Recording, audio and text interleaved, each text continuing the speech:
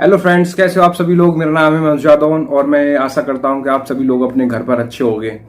आपको दोस्तों आज मैं कोई एजुकेशन स्टडी टॉपिक नहीं पढ़ाने वाला हूं। आज मैं आपके लिए कुछ न्यूज़ लेके आया हूं। काफ़ी अच्छी न्यूज़ है जो आपके फ्यूचर से काफ़ी रिलेट करती है, जो है एजुकेशनल पॉलिसी 2020। जो गवर्नमेंट है, Indian government has launch this policy yesterday.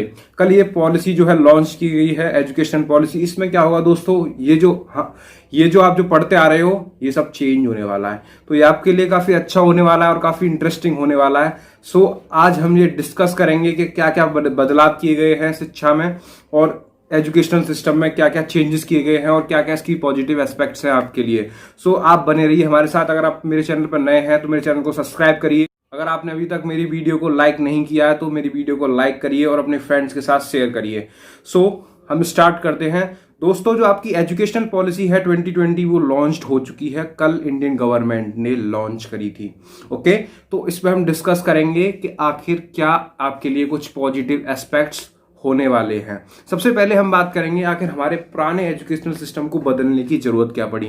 सबसे पहले तो आपको मैं बता दूं कि अगर ये कोरोना क्राइसिस नहीं होती तो शायद ये मुश्किल होता कि आपके एजुकेशनल सिस्टम में अभी कोई चेंजेस आते। वो आगे हो सकता था कि इन फ्यूचर कोई भी चेंजेस करती गवर्नमेंट, लेकिन कोरोना की वजह से अभी चेंजेस हुए हैं। तो ये आपके लिए काफी अच्छी बात है। जो चीज कुछ फ्यूचर में 5-10 साल बाद होने वाली थी वो आपके लिए अभी हुई है। तो ये आप एक पॉजिटिव एस्पेक्ट्स के रूप में ले सकते हैं। सबसे पहले बात, आखिर why educational system get change, क्यों बदलने की जरूरत पड़ी इसको।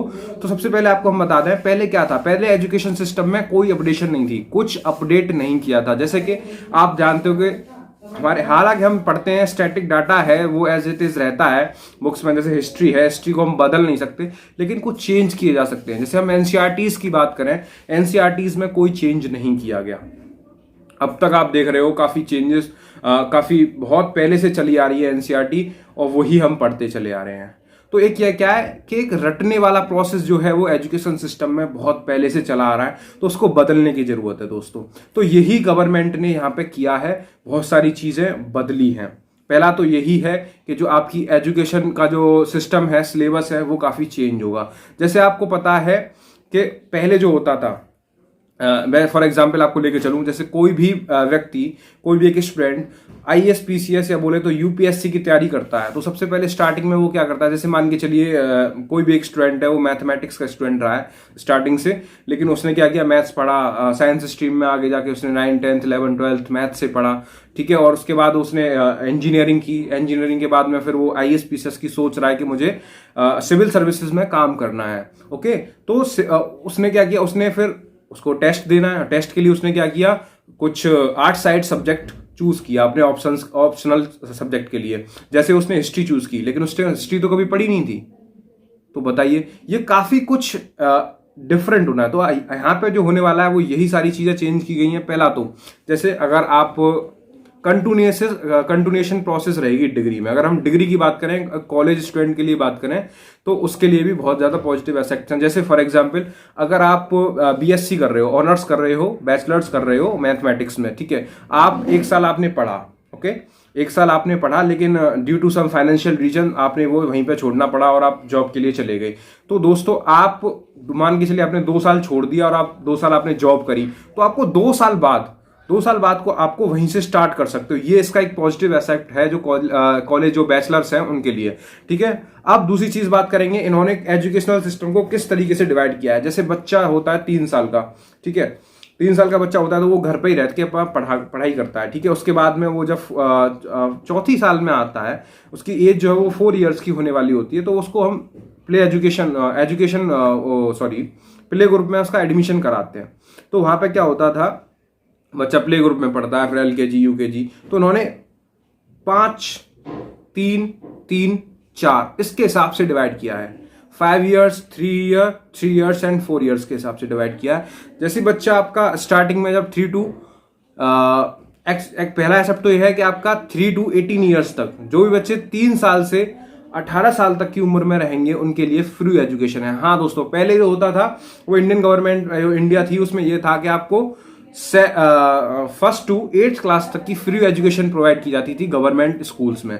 लेकिन यहाँ पे जो अब 3 to 18 ईयर्स तक आपकी फ्री एजुकेशन, बोले तो शायद इसमें डिग्री भी कंप्लीट हो जाए कुछ लोगों की, तो वो भी यहाँ पे पॉजिटिव एस्पेक्ट्स है आपके लिए। ठीक है, दूसरी चीज, जब बच्चा LKG से 5th क्लास तक पढ़ेगा, सॉरी LKG से क्लास 3rd तक, वो 5 साल तक पढ़ेगा, तो उसमें उसको लैंग्वेज सिखाई जाएगी। बोले तो सबसे ज्यादा दिक्कत होती है लैंग्वेज।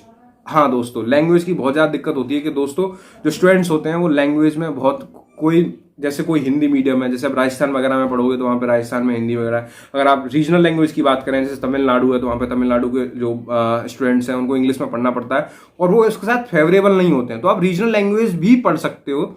ऐसा हालांकि अभी इंट्रोड्यूस नहीं किया गया, लेकिन ये हो सकता है कि इंट्रोड्यूस हो जाए। तो आप जो पहली 5 साल है उसमें बच्चा लैंग्वेज सीखता है अच्छे से, उसको क्योंकि बेसिक्स, लैंग्वेज के बेसिक्स आ जाएंगे तो वो आगे चल के बहुत अच्छा डेवलपमेंट हो जाएगा उसका। तो उसके बाद आता है 3 to 5 ईयर्स, 3 to 5 यानी कि 3 class, 3rd class, 4th class and 5th class, इसमें जो 3 साल का प्रोसेस है इसमें बच्चा बेसिक्स पढ़ता है, यानी अपनी फाउंडेशन बनाता है। जैसे इसमें आपको कोई किसी बच्चे को इंटरेस्ट है, सारे सब्जेक्ट्स को इंट्रोड्यूस किया जाएगा यहाँ पे भी, और आपको थोड़ा बेसिक इंट्रोडक्शन दिया जाएगा। इससे आपका बेसिक फाउंडेशन जो है वो इंक्रीज होगा। उसके बाद बात करते हैं फिर से नेक्स्ट 3 ईयर्स में क्या होता है। आगे की जो नेक्स्ट 3 ईयर्स हैं दोस्तों, 6 to 8 क्लास। 6 to 8 क्लास में क्या है आपको कोडिंग। जी हाँ दोस्तों, बहुत ही ज्यादा इंटरेस्टिंग चीज को यहाँ पे इंट्रोड्यूस किया गया है। जैसे कोडिंग, जो चीज आप ग्रेजुएशन में जाके सीखते थे, जो चीज आप हायर एजुकेशन में जाके सीखते थे, वो आपको अभी से स्टार्ट करा दी जाएगी। आप अभी से सीखोगे वो चीजें, जैसे कोडिंग है। और डिस्क्रिप्टिव नॉलेज पे या स्टैटिक पोर्शन पे ज्यादा ध्यान ना देके आपको प्रैक्टिकल नॉलेज को और प्रैक्टिकल नॉलेज ओरिएंटेड बनाया जाएगा। ओके, यानी वोकेशनल कोर्सेज, जैसे आपको सारे सब्जेक्ट तो पढ़ाए जाएंगे, थोड़ा बेसिक्स पढ़ाया जाएगा। जैसे आपके पास बहुत सारे सब्जेक्ट्स होते हैं, पॉलिटिकल साइंस है, हिस्ट्री है, सिविक्स है, जैसे म्यूजिक में भी बहुत सारी चीज। एक चीज और है दोस्तों, जो आपके एक्स्ट्रा करिकुलर और करिकुलर एक्टिविटीज हुआ करती थी, वो आपके मेन सब्जेक्ट का भी काम करेंगे। ऐसा नहीं है कि आप केवल उन्हीं चीजों को फॉलो करोगे, ये सारी चीजें आपके इंटरेस्ट बेस्ड होंगी। आपका इंटरेस्ट किस चीज में है और आप कितना उसको उभार के ला सकते हो और आगे कुछ डेवलपमेंट अपने अंदर ला सकते हो, तो उस चीज पे आपका फोकस किया जाएगा। यानी कि सारी चीजें जो होगी वो प्रैक्टिकल ओरिएंटेड होगी। आप जो कुछ भी करोगे वो सारी चीजें प्रैक्टिकल करोगे।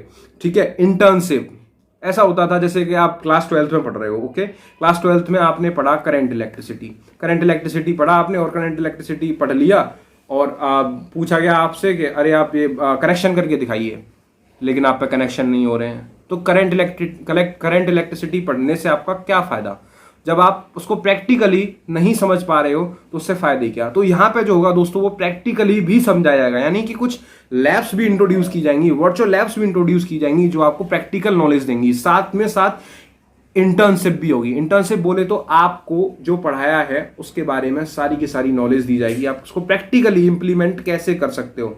जैसे आपसे मैंने बोला कि आप बल्ब लगाइए, लेकिन आप पे बल्ब नहीं लगाया जा रहा, करंट इलेक्ट्रिसिटी बन गई। लेकिन वहां पे क्या होगा, आप करंट इलेक्ट्रिसिटी डिस्क्रिप्टिवली पढ़ोगे, यानी थ्योरेटिकली पढ़ोगे, और बाद में आप वहां पे प्रैक्टिकली भी सीखोगे। तो ये आपके लिए एक बहुत ही पॉजिटिव एस्पेक्ट्स है इस एजुकेशनल सिस्टम ऑफ 2020 का। ठीक है, हालांकि ये आपको कम से कम 1 साल लग सकता है इसको प्रोसेस में लाने के लिए। 2021 से आई थिंक स्टार्ट हो जाएगा, ये इस प्रोसेस में आ जाएगा। तो आप ये देखिए, जो चीजें आप 12th के बाद पढ़ते थे वो अब आप 6 to 8 क्लास में सारा बेसिक फाउंडेशन क्रिएट कर लोगे। यानी आप सोच नहीं सकते, इतना बढ़िया चीज किया है, इतना बढ़िया है, बहुत ही इंटरेस्टिंग चीज की है एजुकेशन सिस्टम में।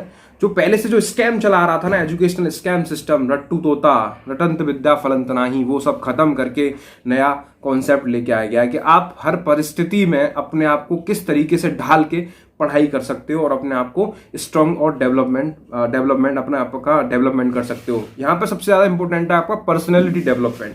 यहाँ पर्सनैलिटी डेवलपमेंट आपका होगा, जो आपका जिस चीज में इंटरेस्ट है वही चीज आपको पढ़ने को लिए मिलेगी, आप वो चीज ऑप्ट कर सकते हो। जैसे आप क्लास 10th में, तुम्हें पता है आप स्टार्टिंग में क्या होता था कि आप फर्स्ट क्लास में गए, जो आपके सीनियर्स पढ़ के आए हैं वही आपको पढ़ना है, सारी चीज़ें वही आपको पढ़नी है एज इट इज़। क्लास 10 तक आपको मैथ, बहुत से बच्चों को मैथ से डर लगता है, ठीक है, तो उनको मैथ भी पढ़ना होता है क्लास 10 तक। आधे बच्चे फेल हो जाते हैं, लेकिन यहाँ पे ऐसा नहीं होगा। यहाँ पे जो होगा वो आपके इंटरेस्ट बेस्ड पे होगा।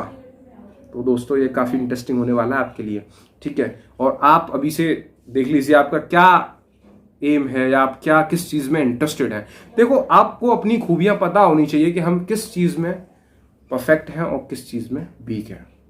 तो आप या तो कुछ दो, भाई देखो, सोचने के दो तरीके होते हैं। या तो आप परफेक्ट को और परफेक्ट बनाना चाहते हो, या फिर आप वीक हो तो उसको और ज़्यादा स्ट्रॉन्ग करना चाहते हो। तो आपके पास दो ऑप्शन हैं, आप दोनों में से कोई सा भी चूज कर सकते हो। It's all depend on your choice. Okay, so यहाँ पे आप वोकेशनल कोर्सेज पढ़ोगे, जैसे आपकी एजुकेशन साथ में चलती रहेगी आपको, लेकिन म्यूजिक का बहुत ज़्यादा शौक है, आपको इंटरेस्ट है, तो आपको म्यूजिक इंस्ट्रूमेंट सिखाए जाएंगे, ठीक है। और आपको डांस में वो है तो आप डांस सिखाया जाएगा, आपको कोडिंग में है आप कोडिंग सीखोगे, आपको फॉरेन लैंग्वेजेस अच्छा लगता है तो आप फॉरेन लैंग्वेजेस भी सीख सकते हो। वो बहुत सारी चीज़ें हैं, आप वहाँ पे इंटर्न हो सकते हो दोस्तों, ठीक है। दूसरी चीज़ है, आपको प्रैक्टिकल नॉलेज दी जाएगी, ये आपका बहुत बड़ा नॉलेज है, ठीक है, बहुत बड़ा पॉजिटिव एस्पेक्ट है इसका। अब बात करते हैं क्लास 9 to 12। बहुत ज़्यादा चेंजेस होने वाला है यहाँ पे। जब आपको पता है क्या होता था, पहले 10+2 होता था, पहले 10 तक अलग पढ़ते थे, फिर 2 क्लास अलग पढ़ते थे, 11 12, दैट इज 10+2। लेकिन यहाँ पे 4 साल का पूरा 4 years का 9 to 12 ओरिएंटेड कोर्स क्रिएट किया गया है आपके लिए, जिसमें आप प्रैक्टिकल नॉलेज पर ज़्यादा ध्यान दोगे। मैं पहले ही बोल चुका हूँ, practical knowledge is the key of this educational system of 2020। Okay, second thing is, आपका जो स्टैटिक पार्ट है वो कम कर दिया जाएगा। स्टैटिक पार्ट को बहुत कम किया जाएगा। स्टैटिक पार्ट बोले तो जो आपका जो रटने वाला पार्ट होता था, जो आपका थियोरेटिकल पार्ट होता था, उसको कम कर दिया जाएगा और ज़्यादा जो फोकस दिया जाएगा वो आपके प्रैक्टिकल नॉलेज पे दिया जाएगा, ठीक है। बोर्ड एग्जाम भी होंगे, लेकिन उससे पहले क्या है, आपके लिए एक बहुत बड़ी खुशखबरी है कि आपको छोटे छोटे एग्जाम, आपके जो इंटरनल असेसमेंट हैं उस पर आपका ज़्यादा ध्यान दिया जाएगा, ठीक है। उसकी जो मार्किंग वैल्यू है वो इंक्रीज कर दी जाएगी, यानी कि आपके जो असेसमेंट हुआ करेंगे वो आपके यू नो व्हाट कहते थे ना, ऐसे पहले आपके स्कूल से कितने मार्क्स मिले प्रैक्टिकल वगैरह में, बोलते थे कि 30 मार्क्स, लेकिन आपके थ्योरी में बहुत कम मार्क्स आए हैं। शायद आप प्रैक्टिकल में अच्छे हो लेकिन थ्योरी में वीक हो, आपके नंबर अच्छे आए हो, लेकिन आपको नंबरों को देख के बोलते थे अरे स्कूल वालों ने दे दिए होंगे। तो ये सारी जो चीज़ें हैं ना, यहाँ पे वो खत्म होने वाली हैं, ठीक है। यहाँ आपको आपके चॉइस ओरिएंटेड मिलेंगे, सारा कंटेंट आपका चॉइस ओरिएंटेड मिलेगा। स्टैटिक पार्ट है, ठीक है, आपका चॉइसेबल है। बोर्ड में क्या होगा, आपका बोर्ड में होगा लेकिन थोड़ा सा सिलेबस भी कम होगा, डेस्क्रिप्टिव पार्ट कम होगा, प्रैक्टिकल नॉलेज पर ज़्यादा क्वेश्चंस पूछने के लिए मिलेंगे आपको, ठीक है। और ऑब्जेक्टिव पोर्शन भी आपके लिए इंट्रोड्यूस किया जाएगा, क्योंकि आप लास्ट ईयर से थोड़ा सा सीबीएसई ने इसमें काफ़ी चेंज किए हैं, लेकिन उससे पहले जो देखा गया था उसमें वहाँ पे ये सारी चीज़ें नहीं देखने को मिलती थी। ओके, तो यहाँ पे आपके लिए ऑब्जेक्टिव पोर्शन भी लाया गया है, ऑब्जेक्टिव पोर्शन भी आपके लिए इंट्रोड्यूस होगा, ठीक है। तो आपके लिए काफ़ी कुछ इंटरेस्टिंग होने वाला है, ठीक है। तो आप अभी से नोट कर लीजिए आपकी किस चीज़ में एबिलिटी है। काफ़ी स्ट्रॉन्ग एबिलिटी है आपके अंदर एक क्यूरियोसिटी है पढ़ने के लिए, आपके अंदर आप बहुत ज़्यादा इनोवेटिव हो पढ़ने के लिए। तो वो चीज़ें आप नोट डाउन करिए और उन पर फोकस करना स्टार्ट कर दीजिए, क्योंकि ये सारी चीज़ें आपको बहुत ही ज़्यादा रोचक लगेंगी और इंटरेस्टिंग लगेंगी। अब बात करते हैं कॉलेज स्टूडेंट्स के लिए। कॉलेज स्टूडेंट के लिए काफ़ी फायदा है, कंटिन्यूएशन प्रोसेस लाई जा रही है डिग्रीज में। एक तो डिग्री के लिए बात कर रहे हैं कि डिग्री 3 साल की ना होके जो बैचलर डिग्री होती है वो 4 साल की हो। कुछ केसेस में जैसे ऑनर्स की बात करें हम 3 साल की होती है। मोस्टली जो केसेस होते हैं मोस्ट प्रोबेबली वो 3 साल के होते हैं, लेकिन जैसे एग्जाम है जो प्रोफेशनल कोर्स की अगर मैं बात करूं, प्रोफेशनल कोर्स जैसे MBBS है आपका, ठीक है, मेडिकल जो एग्जाम होते हैं, सॉरी मेडिकल जो कोर्सेज होते हैं, और जैसे इंजीनियरिंग कोर्सेज होते हैं, ये सारे के सारे ये प्रोफेशनल कोर्सेज होते हैं। प्रोफेशनल कोर्सेज एक्चुअली उनका टाइम ड्यूरेशन काफ़ी लंबा होता है, लेकिन जो एज यूजुअल कैजुअल कोर्सेज हैं जैसे कि ऑनर्स वगैरह है, BSc है, BA है, इनमें भी गवर्नमेंट ये एजुकेशनल सिस्टम है इसमें ये इंट्रोड्यूस किया जा रहा है कि इनमें 1 साल और इंक्रीज करी जाए। जो 3 साल का था पहले वो अब 4 साल का होना चाहिए। कैसा रहेगा? आप जरूर कमेंट बॉक्स में मुझे कमेंट करके बताना कि अगर ये 3 साल का जो BSc है ये 4 साल का हो जाए तो हमारे लिए पॉजिटिव एस्पेक्ट क्या है, ठीक है।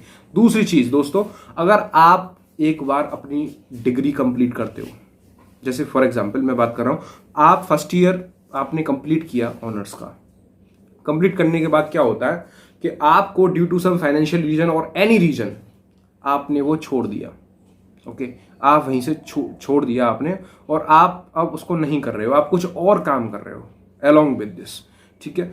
सो आपको यहाँ पे क्या होगा, आप जब कभी भी आएंगे 2 या 3 साल बाद, तो आप यहीं से अपना कोर्स स्टार्ट कर सकते हो। जी हाँ दोस्तों, आप यहीं से अपना कोर्स स्टार्ट कर सकते हो, ये आपके लिए बहुत बड़ी खुशखबरी है, ओके। यहाँ से अपना कोर्स स्टार्ट कर सकते हो। और एक और चीज़ और है, आप जैसे आप इसमें क्या होता है दोस्तों, जैसे आपकी 3 साल आप पढ़ाई करते हो, तो आपको जो चौथी साल है उसमें आपको रिसर्च ओरिएंटेड कंटेंट मिलेगा पढ़ने के लिए। आप रिसर्च में, क्योंकि हमारे यहाँ पे क्या है कि प्रैक्टिकल नॉलेज पे इतना ज़्यादा फोकस नहीं किया जाता है अपने इंडिया में, आप देख सकते हो। हालांकि बहुत सारी चीज़ें हैं जैसे IITs वगैरह में भी, लेकिन वहाँ पे भी इतना ज़्यादा रिसर्च ओरिएंटेड कंटेंट नहीं है, रिसर्च नहीं होती है, बस पढ़ लेते हैं लोग, जॉब मिल जाए बस, लेकिन रिसर्च नहीं होती है। और जब तक रिसर्च नहीं होगी तो डेवलपमेंट होना पॉसिबल ही नहीं है। तो for development it is mandatory to having research. So ये कंटेंट यहाँ पे लिया जा रहा है। मेन सब्जेक्ट के साथ आपको वोकेशनल सब्जेक्ट भी मिलेंगे, आप जैसे कि आप इंटरेस्टेड हो, जैसे आप रोबोटिक्स में इंटरेस्टेड हो, आप मैनर्स फिजिक्स ऑनर्स कर रहे हो, लेकिन फिजिक्स ऑनर्स में आपको रोबोटिक्स तो पढ़ने के लिए मिलेगी नहीं, तो आप along with the physics honors you can also pursue your robotics diploma।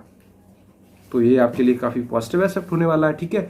Internal assessment पे ज़्यादा फोकस किया जाएगा। और सबसे ज़्यादा मैं बोलूँ यहाँ पे पॉजिटिव एस्पेक्ट्स क्या हैं, कि आपकी फ्री एजुकेशन मिलेगी, जो आपका जो सिस्टम है एजुकेशनल सिस्टम वो अपडेट होगा, यानी कि बहुत सारी एजुकेशन में जो चेंजेस हैं, जैसे NCERTs पढ़े जा रहे थे आप पहले से, तो उनमें अपडेट नहीं हुआ था, तो यहाँ पे बहुत सी चीज़ें आपको अपडेट मिलेंगी।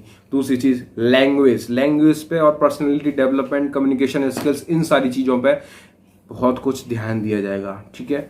जो मेन फोकस रहेगा वो कम्युनिकेशन स्किल, लैंग्वेज, और आपका जो है जो बोले तो मैं बोल रहा हूँ प्रैक्टिकल नॉलेज, ये आपका बहुत ही ज़्यादा फोकस रहेगा इस चीज़ों पे, ठीक है। और सारे सब्जेक्ट का बेसिक इंट्रोडक्शन रहेगा। आप 9, 10, 11, 12 में आप जो चॉइसेबल सब्जेक्ट चूज कर सकते हो और पढ़ सकते हो। जो एक्स्ट्रा करिकुलर एक्टिविटीज़ हैं और करिकुलर एक्टिविटीज़ हैं जो पहले एक्स्ट्रा में आती थी, वो आपके यहाँ मेन सब्जेक्ट्स में आपको पढ़ने के लिए मिलेंगी, ठीक है। दूसरी चीज़, स्टैंडर्ड जो होगा प्राइवेट कॉलेज का वो फिक्स किया जाएगा। स्टैंडर्ड बोले तो प्राइसेस, क्योंकि बहुत से मिडिल क्लास फैमिलीज और पुअर फैमिलीज अफोर्ड नहीं कर पाती हैं प्राइवेट कॉलेजेस की फीस को, तो वहां पे भी गवर्नमेंट एक प्राइवेट स्टैंडर्डाइजेशन कर रही है कि प्राइवेट कॉलेज, प्राइवेट सेक्टर है, प्राइवेट कॉलेजेस हैं, वहां पे एक स्टैंडर्ड सेट करेगी कि इतने से इतनी ज्यादा फीस होगी, ठीक है। क्योंकि जब भी काम हो पाएगा, अकेले गवर्नमेंट कॉलेज से काम नहीं होगा, गवर्नमेंट प्लस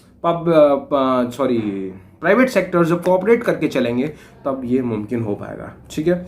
कॉलेज के में वर्चुअल लैब्स को इंट्रोड्यूस किया जाएगा, जो चीज़ पहले थ्योरेटिकली पढ़ी जाती थी वो प्रैक्टिकली भी इम्प्लीमेंटेशन होगा, जिससे और ज़्यादा अच्छा आपको समझ में आएगा। तो ओवरऑल जो हम कह सकते हैं कि एजुकेशन सिस्टम है ये काफ़ी अच्छा है, जो आपका पुराना है उससे काफ़ी अच्छा है। पुराना छोड़ो, नया अपनाओ, ठीक है। अब जो बच्चे आगे आने वाले हैं, स्कूल कॉलेजेस जिनके नहीं खुले हैं, वो आई होप खुल जाएंगे। जब भी खुलेंगे तो वहाँ से ये सारे बदलाव होना स्टार्ट हो जाएंगे। एक साथ तो नहीं होता है, लेकिन आपको भी कोऑपरेट करके चलना पड़ेगा, ठीक है। पेरेंट्स को और स्टूडेंट्स को, टीचर्स को, सबको कोऑपरेट करके चलना पड़ेगा।